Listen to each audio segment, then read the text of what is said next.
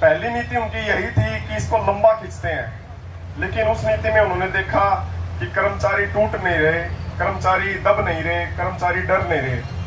उसके बाद सरकार के ओएसडी ने ये तरीका अपनाया कि उन्हें मीडिया के सामने और मीटिंग के अंदर तो ये बता दें कि सौहार्दपूर्ण वातावरण में बातचीत हो रही है, कोई अनुशासनात्मक कार्रवाई नहीं करेंगे, कोई दंडात्मक कार्रवाई नहीं करेंगे, और पीछे से वो अपनी वीडियो रिलीज करके कहते हैं कि पूरे देश के जितने भी राज्य हैं उसमें सबसे ज्यादा वेतनमान हरियाणा के लिपिक वर्ग कर्मचारियों को देने की बात हम कर रहे हैं। लेकिन एक व्यवहारिक बात पर ये अड़े हुए हैं और व्यवहारिक बात पर आ नहीं रहे। वो ये कहने लगे कि भाई जनता को ये तय करना पड़ेगा, जिस प्रकार लिपिक के वर्ग कर्मचारी अपनी जिद पर अड़ा हुआ है तो जनता ये तय करेगी। उसके बाद कुछ न्यूज़पेपर होते हैं इनके, जिसके माध्यम से इन्होंने लोगों के अंदर वो संदेश भिजवाया कि इस प्रदेश में ये चीज है, इस प्रदेश के अंदर ये चीज है। लेकिन वो उनकी नीति इस आंदोलन के अंदर उल्टी पड़ गई। हमने सोचा था कि हमारे साथियों जनता के ऊपर क्या प्रभाव पड़ेगा और बाकी चीजों पर क्या प्रभाव पड़ेगा, लेकिन मैं आपको बता देता हूं, जिस दिन से उन्होंने अपनी वीडियो रिलीज करके ये नीति अपनाई थी, ये कूटनीति अपनाई थी, उसके बाद से लगभग 10 से 15% संख्या और हमारे आंदोलन के अंदर जुड़ गई साथियों।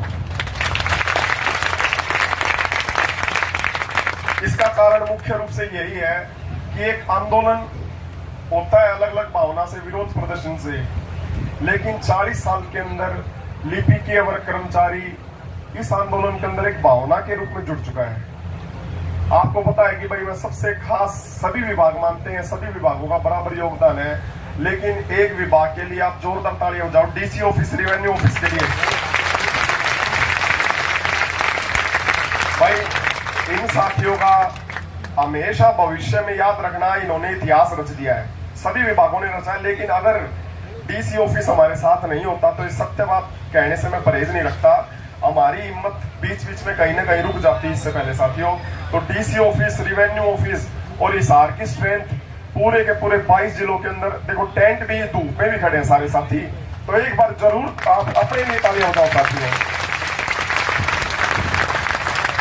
एक बात का और मैं आपको व्यक्तिगत तौर पर आश्वासन दूंगा, किसी साथी का कुछ नहीं बिगड़ेगा साथियों। इतिहास में जितने भी आंदोलन हुए हैं जिसके अंदर एकता थी, अनुशासन था, भाईचारा था, उस आंदोलन के अंदर किसी भी कर्मचारी का कुछ नहीं बिगड़ा। आप चिंता मत करना, मेरे को सारी स्थिति पता है, मेरे पास सब तरह के मैसेज आते हैं आप सबकी अलग अलग बातें आती है। मैं आपसे यही कहना चाहूंगा, इस टेंट के अंदर बैठना और काम छोड़ना ही सबसे बड़ी हमारी ताकत है, जिसे आप सब लोगों ने लगातार निभाने लग रहे हो आप साथियों, और यही हमें कंटिन्यू रखना है, क्योंकि सबसे बड़ा हथियार हमारा यही है। आप समझ लो कि काम छोड़ना सबसे बड़ा हथियार है। लेकिन सरकार को मैं आपके इस मंच से चेतावनी देना चाहूंगा, आप आंदोलन ना समझते हुए इनकी भावनाओं पर अगर चोट करोगे तो भविष्य में ये भावनाएं आपके खिलाफ चोट करेंगे। आप हमारी कार्य समीक्षा नहीं करोगे तो आपकी कार्य समीक्षा आने वाली है। सरकार ये समझ ले कि जिस प्रकार की कूटनीति वो अपना रही है कर्मचारियों को दबाने की, क्योंकि एक जिद नहीं है, ये एक जायज मांग है, जिसके तथ्य आज पूरे के पूरे नेशनल मीडिया के अंदर भी आ चुके हैं कि भाई ये क्या चीज चल रही है, इस वर्ग के साथ किस प्रकार की नीति, एक दोगली नीति क्यों अपनाई गई। जब उन्होंने बजट का हवाला दिया, जब उन्होंने कहा कि भाई ये इतने कर्मचारियों के बाद 1.5 लाख कर्मचारियों की मांग बढ़ा दी उन्होंने, हमने भी उनसे यही कहा, जिसका जायज हक बनता है उसकी समीक्षा देखकर उसके अनुसार उसका जायज हक आप दो। हमें किसी भी पद से कोई भी तुलना नहीं है कि आपने उसको दे दिया।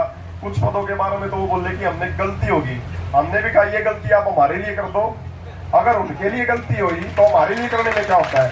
इस प्रकार की एक सबसे खास बात ये है कि आपकी मांग को वो नाजायज नहीं बता रहे, वो एक्सेप्ट कर रहे हैं कि बढ़ता है। ये सबसे बड़ी जीत है साथियों। वो तो बस इस तरह से बातों को गुमराह कर रहे हैं कि भाई बजट दूसरों को देना पड़ेगा, आने वाला समय हमारे लिए मुश्किल समय है, आप ये चीजें वो चीजें।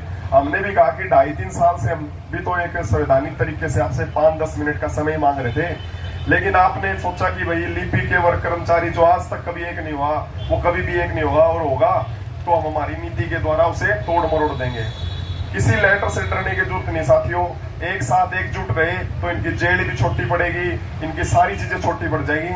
आप हिम्मत के साथ बैठे तो हुए हो, एक साथ एकजुट बैठे रहो साथियों। जीत हमारी निश्चित है यार, बहुत निकट पहुंच चुके हैं हमारी मुहिम के। असली आंदोलन तीसरी मीटिंग के बाद शुरू हुआ था और समापन भी आप देख लेना आने वाली मीटिंग के अंदर निश्चित रूप से हो जाएगा। हमारा सबसे बड़ा हथियार हमारा अनुशासन और ये जो एकजुटता है आप सभी साथियों की, यही है।